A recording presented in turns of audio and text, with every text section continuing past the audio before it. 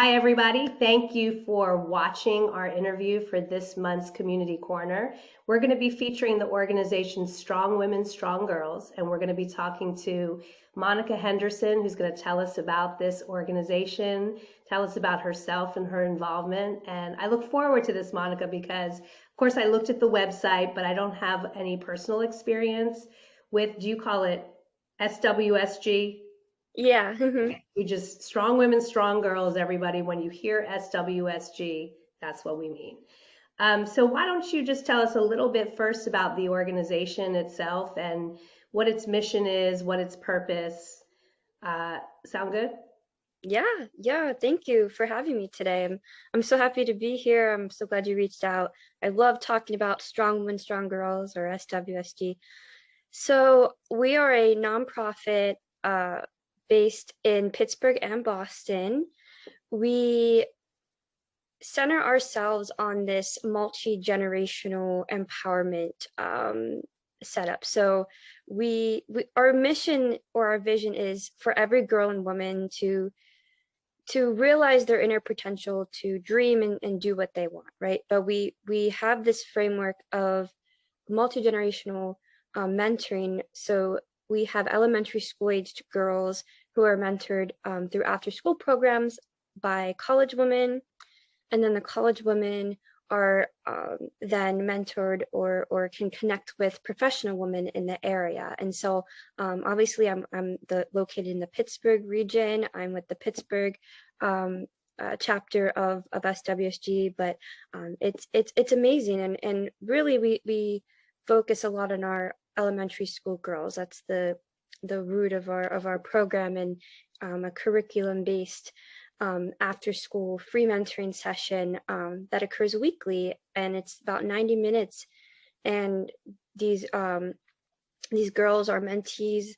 They come in and we spend time going over a strong woman or femme of the week, what they represent, themes that their biographies we read represent, and then we do activities and we journal, reflect, and have discussions about these complex topics. And it's really great. Our girls and are about third through fifth grade, and we actually just I hesitantly say girls because I've always felt uncomfortable saying that. I like to create a very inclusive space. So we actually released a statement recently saying, it's girlhood, womanhood is defined personally, and we welcome everyone who identifies as a girl or femme, genderqueer, transgender, anyone, but we really just center ourselves on empowerment. And yeah, it's great. I've been with it for about 4 years now, since my freshman year of college, and yeah, I love what we do. It sounds really wonderful. It sounds really rewarding to be working with Hmm. girls.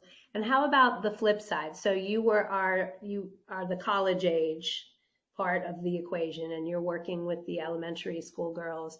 Do you also have a mentor who is a professional woman who is mentoring you? Not at the moment. Over my years, I've had two professional women, and I just it's called our Strong Leaders program, which I love. And this can be anyone in the community who doesn't. We don't really define professional as in a concrete way. It's just anyone who wants to help these college students navigate their lives and encourage trajectories. So you can get matched with someone who maybe you're pursuing their career field, or you just need advice. I never really I the two strong leaders I had were wonderful, and they weren't in any career that was related to mine, but I just appreciated that space and ability to network and just have someone that could tell me it's okay if you don't know what you want to do, or here's what life is about. And just to have someone outside of college who's in the real world and learning as they go, and has been in our shoes at one point. So yeah. For sure. That kind of mentorship can be really helpful. And just like you said, it doesn't have to be somebody who has the same career interest as you, just somebody who is, some decades older, beyond, their experience goes beyond what you've experienced so far. Hmm. That's great. I really love that multi-generational model. That's very cool. Um, Great. So you described to us that you work with the girls 90 minutes a week. And are there programs outside of it? Well, let me just try to get a better picture of that. How many girls are we talking about? Yeah, so just to provide some context, throughout Pittsburgh, we reach almost 600 mentees or girls or youth. And that's because we have about 40 different sites that we are at. So this can be elementary schools, community centers, and yeah, so we reach a lot of girls. It really varies by site. Sometimes I know one of the sites I was at, I had 6 mentees on average, sometimes 4 actually. And then my other sites, I had like 20. So it really varies by how big the school or community center is. Usually the schools have a larger cohort just because it's accessible after school. You don't have to move to a community center. But sometimes community centers are also big because they are reaching and working with a large population. So it really varies, but we do have to stay on our toes because sometimes, some girls, they hear about it through their friends and want to join, and I love it. I always welcome more. There's a registration process and everything, and I love seeing it grow over the years and it become more popular and talked about. For sure. And it's like there's advantages to having a small group of 4 to 6, and there's advantages of having a group of 20. So it's good that you're able to kind of roll with the punches, whatever that Yeah.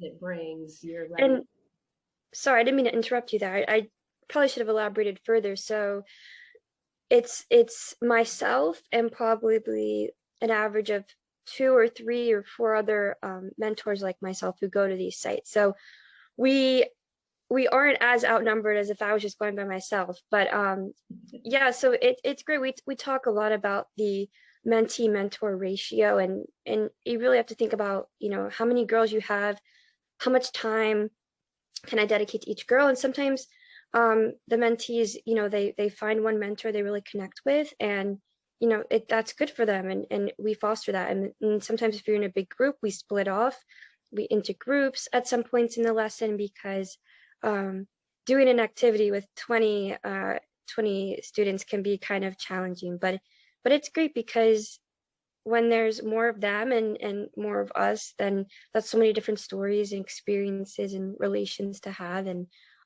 it's really great. Yeah. Um, so your position with SWSG is volunteer? Yes.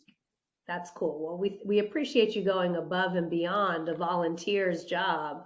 I mean, I guess that's an oxymoron, volunteer's job.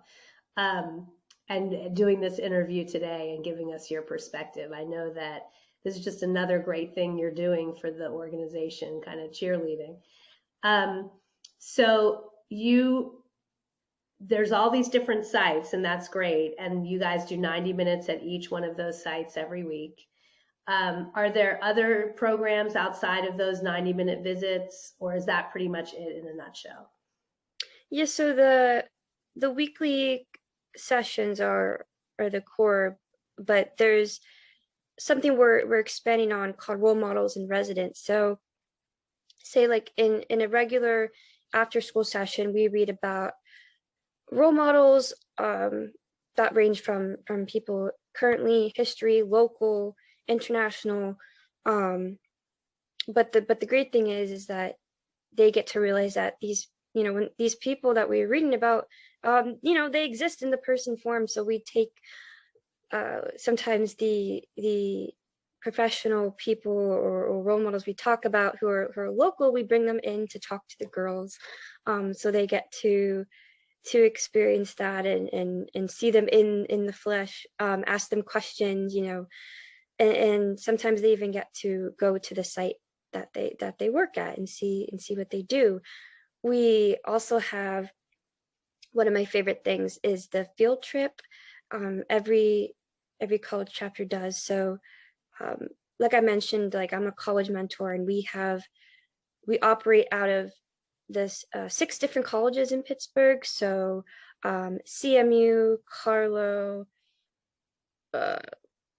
Robert Morris. Wait, let me look it up here. Hold on. All the colleges in Pittsburgh. All the colleges, right? So, and I'm from Pitt. So the great thing is we take these our mentees to our colleges, and they get to realize that this is a very real, possible opportunity for them.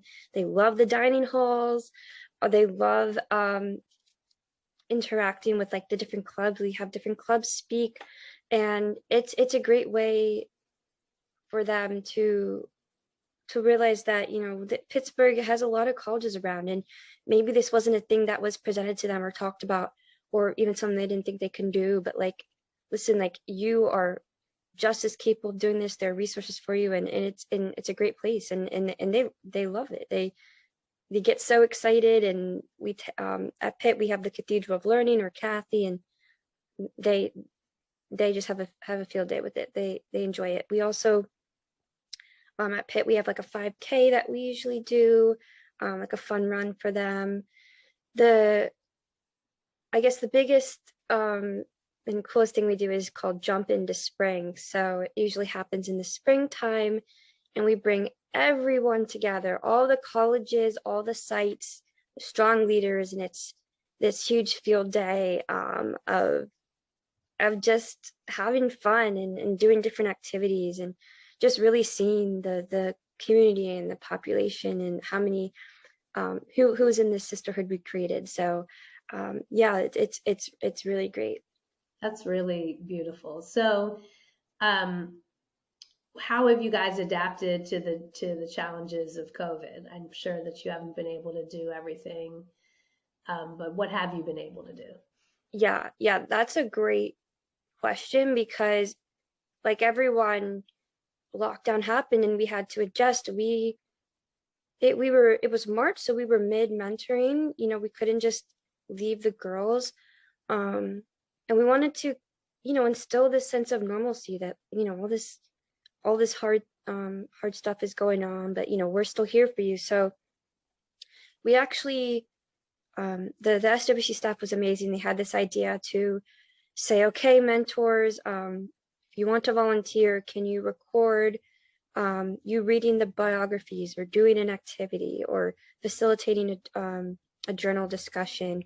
And we got to upload these videos on our site, and they were accessible to our mentees, siblings, friends, anyone, just to keep that mentoring environment alive. And we also had to start thinking about, okay, what's going to happen in the fall, in our fall semester. And we transitioned entirely to a virtual mentoring. So no in person, with the school closures, and keeping in mind the safety of our mentees and mentors, we did our mentoring on Zoom. And instead of 90 minutes, we did 60 minutes, because they are on Zoom all day. We all are fatigued, and we, instead of focusing so much on reading a biography, we kind of just talked about the role models and made sure we did activities or get actives to get them moving around, but nothing that supply wise they would have to rely on. So more games that could be played interaction wise on Zoom. And honestly, it turned out better than I thought. I didn't think maybe a lot of girls would be able to do it, or be engaged, or have their cameras off. But my site was wonderful. I've been at that site for years, and just hearing from other mentors, it did go well. We also we've been able to thankfully have donations still coming in, so we were able to send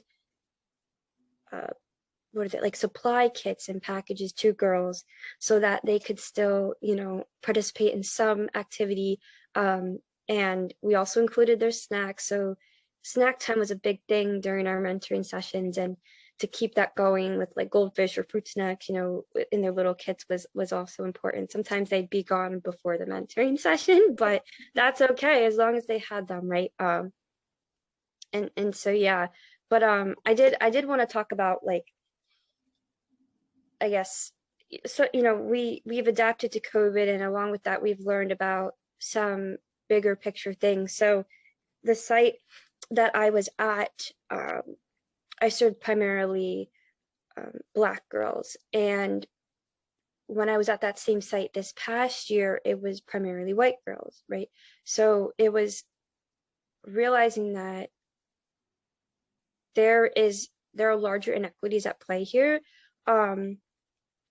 Technology access is a big thing, and so we are trying to work with Pittsburgh Public Schools and figure out ways to increase that. But it's also other things such as responsibilities, filling responsibilities, time commitment, stuff like that, that certain girls may be facing compared to others.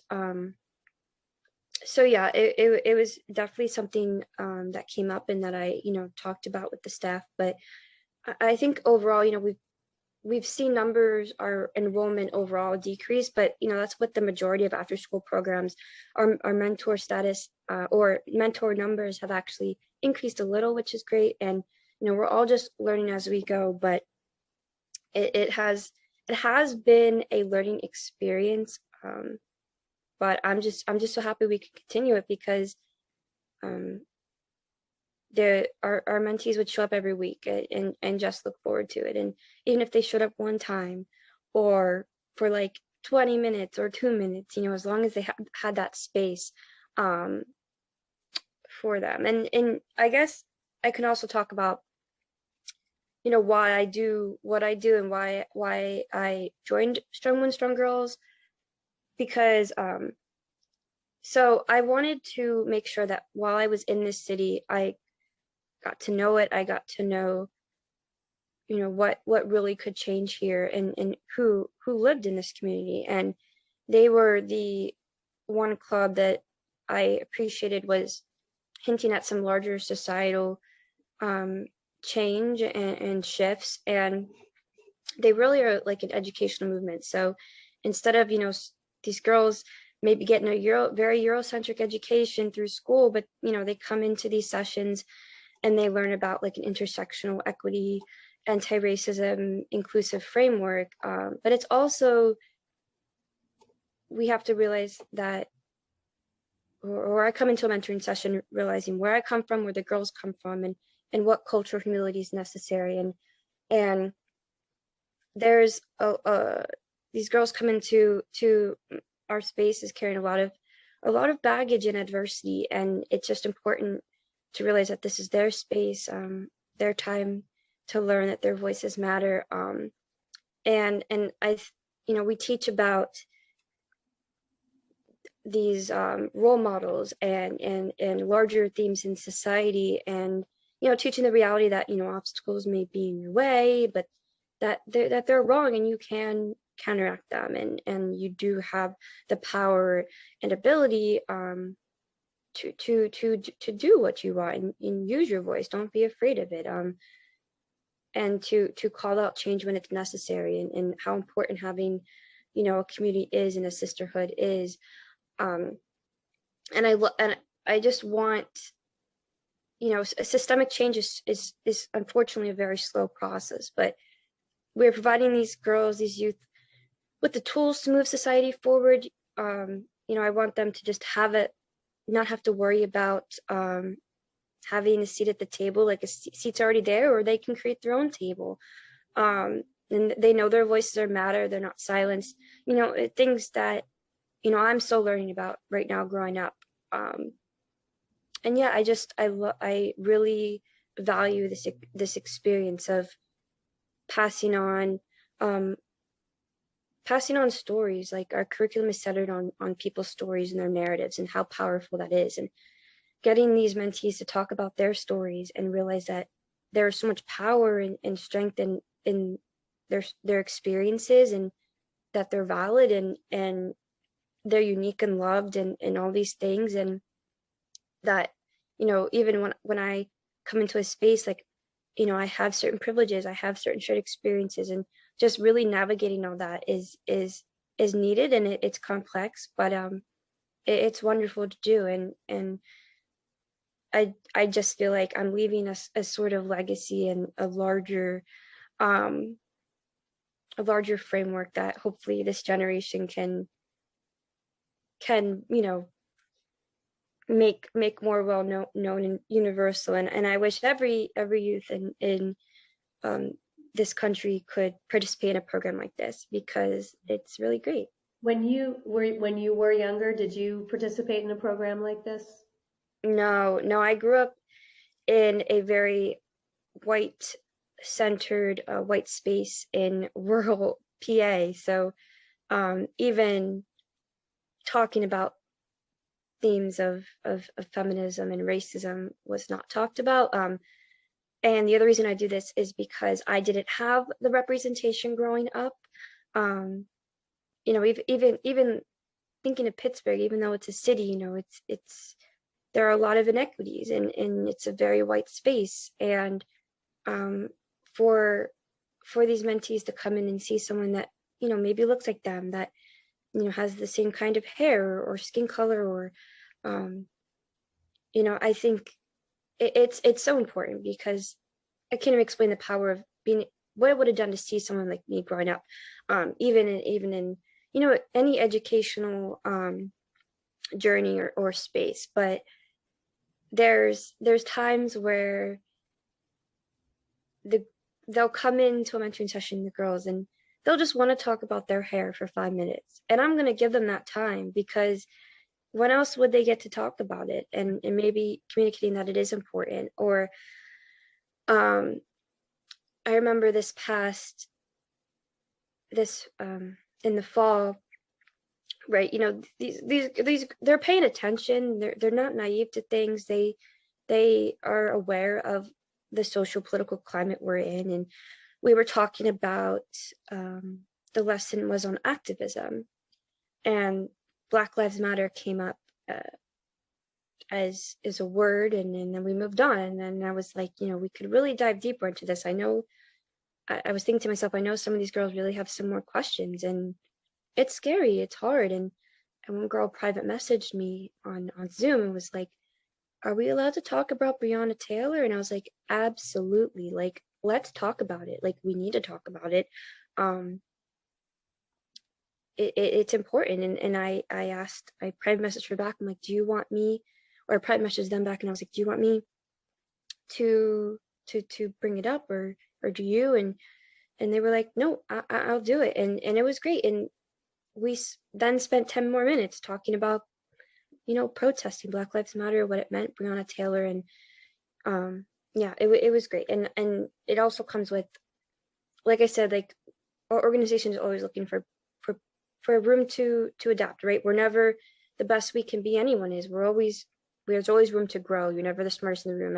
Everything can be more inclusive, more equitable. And we have a large just difference in who our mentee population is and who our mentor population is. I'm usually one of the only Black mentors at my site, when 80% of the youth we work with are Black. So it comes with a lot of weight. I feel like I need to represent, be representative for these girls, but also realize that I'm not the only one who can do that. And I'm part of the Diversity, Equity, and Inclusion committee at my site. So we are having conversations about having tough conversations, needed conversations, moving away from this white savior complex that I know and exists. And I know that the mentors I work with may not be aware of it, but becoming aware of it is important. And yeah, it's definitely it's a larger issue because like with the staff is very aware of it. It's more like, how do we get more Black mentors involved? It's a time thing. If I was able to stay in this because I'm used to being in a white only space, but it can be exhausting, and maybe Black people don't want to do that. Black students. There's So also, mentors, you said they're college age. Are they specific yeah, college students? Is that a requirement? undergraduate college students. We, maybe trying to expand toward even mentoring high schoolers, but the mentors themselves are undergrad college students. Yes, at the local colleges in Pittsburgh. But yeah. Okay, got it. So it's like really through the college. Yeah, to the colleges, right? So it's also like who are the colleges admitting, who's the student population there. But there are ways to address this, and that's what we're working on. But yeah, I thought I'd bring that piece up because I'm a Black woman in this program, but I am the I hate the word minority, but I'm I don't represent everyone Right. who are mentors. Benefits that it's having for your mentees to be Absolutely. Yeah, it's in front of them who can be so meaningful to them. So if anybody watching this is a woman of color at an undergrad at a college in Pittsburgh, please volunteer. I think it's so admirable that you have stuck with this for these years, and I'm sure, you said you've been at the same site for some years. Have you gotten to know, are the same students with you for at least some of them for those years? yes and no, because sometimes we have a majority like fourth, fifth grade population, so sometimes they'll age out or graduate. And it was also tricky because the site I was at a year ago now, that my transitioned into virtual. So like I said, there was the change in mentee population, but I have seen the same girls. I usually am active, which means I'm actively mentoring in the fall. And then I take the spring to focus more on organizing advocacy, helping out with the club itself. So it's great to see. I've seen, mentees I've seen in the past at the field trips we have or other things like that. But yeah, it's hard because you do have to leave these girls after 10 weeks ish. Mm-hmm. And you come into the space like as strangers, you can feel the kind of awkwardness, and you're like, they can, from the girls are like, who are you, or we miss our last mentors, but that all changes because like it's a new experience, new relationships, and we always end up crying at the end, like the girls do, they will hug and cry, and we're like, that's why I tried to come back to the same site to keep that sense of normalcy, because bonding is important, and having a consistent consistent person in your life is important. But it's hard with schedules and things, but I'm so thankful I could do that, because seeing the same students over and over was great. Yeah. Yeah. It is hard to say goodbye for sure. I remember I was a classroom teacher. I taught third grade for some years, and at the end of every year, I would just be sobbing. It's like you spend your whole life with these group of 25 third graders for the whole year, and then they're just gone, and it's so Yeah. So I definitely can relate to that. So to wrap it up, can you tell us, how can girls get involved? Do they need to be like since it's at different sites, is there any way to sign up for it if you're not already a part of? Yeah. Yeah, no, that's a great question. So I would first encourage girls or caregivers to reach out to their local elementary school or community center, see if they already have an active site. On our website actually details all information regarding where we do our programming, and contact information for that. You can fill out a contact form on our site, and we will get back to you. And yeah, it's so open. Even if you're a college student and you want to you may be interested in volunteering, reach out to your college chapter, or online. Again, there's contact form. Yeah, I would really direct to our website, swsg.org. And it's easy. There, like I said, we're at about 40 different sites. And I don't really, I mean, you can maybe even request to have a new site. You know, we're always looking for room to grow. So yeah. Okay, great. So we'll definitely, the website will be in the YouTube description. So it's just right below where people are watching now. And I'm sure this is also on the website. How can people support? So we know we can volunteer. So I think, probably college age students or college students, that is a great, if you're interested, this sounds like a great organization. And then older people like my age could volunteer to be a mentor to those college students, which sounds really great. And of course, there's always donating money, which I'm sure we could do on the website as well. Is there anything else to add to that? Any other ways we can support? Yeah, I think you hit it on the money. The donations are so important right now because, especially like in-kind donations, supplies, so we can keep supporting our mentees, keep the programming going, so that maybe we can still do certain activities that we can't do, keep having snack time, and yeah, I think maybe another way is on our website. There's always information about upcoming events, talks that we do. That's another great way to support. We share, the impact of what we're doing, data, just getting the community involved. Yeah, so there's just spreading awareness about SWSG and organizing for it, I think is a great way. And yeah, I feel like any way you can talk about it, jump into a Zoom session or anything would be appreciated. Great. Well, I'll definitely check out the website to see if there's particular things that I can do, and I encourage everybody who's watching to do the same. Sounds like a really great and important organization, and it sounds like your involvement has been really rewarding to you and to all of the kids that you've had an opportunity to mentor. So then what happens when you graduate college? You don't get to do it anymore? Yeah, I don't know. So I'm a senior.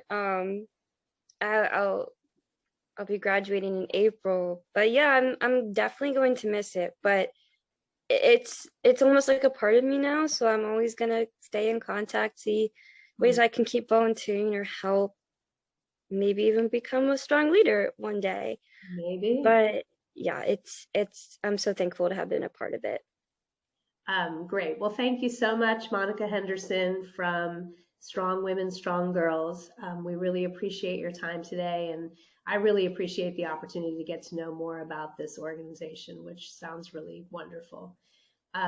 Thank you very much.